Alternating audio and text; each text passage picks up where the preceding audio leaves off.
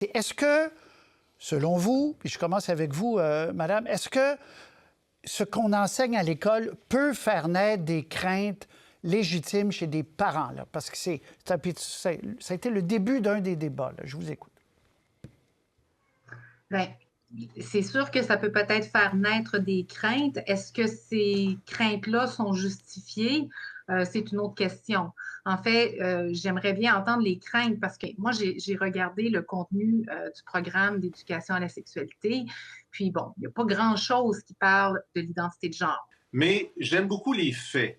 Et lorsqu'on dit sur cette antenne et ailleurs qu'en aucun cas au primaire, on enseigne que le sexe n'existe pas, c'est le contraire. Je vous ai envoyé une illustration qui est recommandée par le gouvernement du Québec dans les écoles primaires, où on demande aux enfants de faire leur licorne du genre. Et dans la licorne du genre, bon, il y a l'orientation, mais il y a aussi quel sexe avez-vous? Est-ce que vous êtes homme, femme, autre ou intersexe?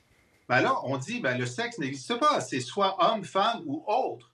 Donc, on ne nous dit pas qu'on n'enseigne pas dans nos écoles primaires qu'il y a autre que le sexe n'est pas un continuum. Il y a plusieurs autres instruments comme ceux-là qui montrent que dans un des instruments, c'est écrit une infinie de possibilités pour le sexe. Ça, c'est une chose. L'autre chose, c'est que aussi le gouvernement du Québec fait la promotion aux primaires de deux instruments qui s'appellent l'histoire de Sam et Sam, qui est un petit garçon qui décide de devenir une fille et une petite fille qui décide de devenir un garçon. La vidéo a été vue 1 million de fois. Est-ce que c'est bien de montrer ça à des enfants de primaire? Je ne le sais pas. Mais qu'on ne vienne pas nous dire qu'on n'enseigne pas ça à l'école primaire au Québec cette année.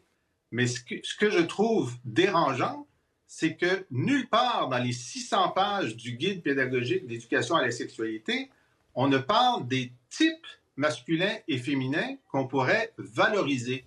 Ce qui est valorisé, en fait, tout ce qui concerne l'hétérosexualité, c'est négatif. C'est l'hétéronormativité, l'hétérosexisme, le privilège hétéro et les stéréotypes.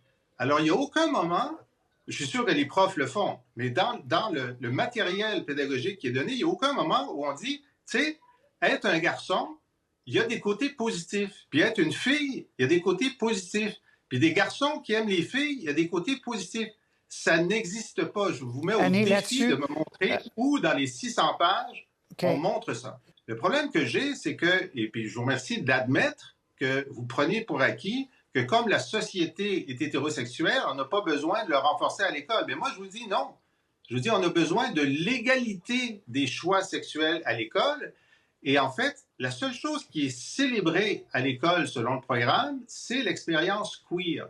Il y a une queer normativité qui est en train de remplacer l'hétéronormativité. Et lorsqu'on parle de l'expérience hétéro, c'est toujours, et même on dit, les stéréotypes masculins et féminins sont nocifs. Il n'y a jamais un moment où on dit de valoriser l'expérience hétéro masculine ou féminine. Et je pense que ça crée une distorsion. Ce n'est pas l'égalité des genres. Et donc, il y a des célébrations aussi du mois de la fierté. Il n'y a pas de célébration de l'hétérosexualité. Il y a une hiérarchie qui est en train de se créer entre ce que j'appelle la queer normativité qui est positive et l'hétéro-expérience qui est constamment présentée comme négative, homophobe,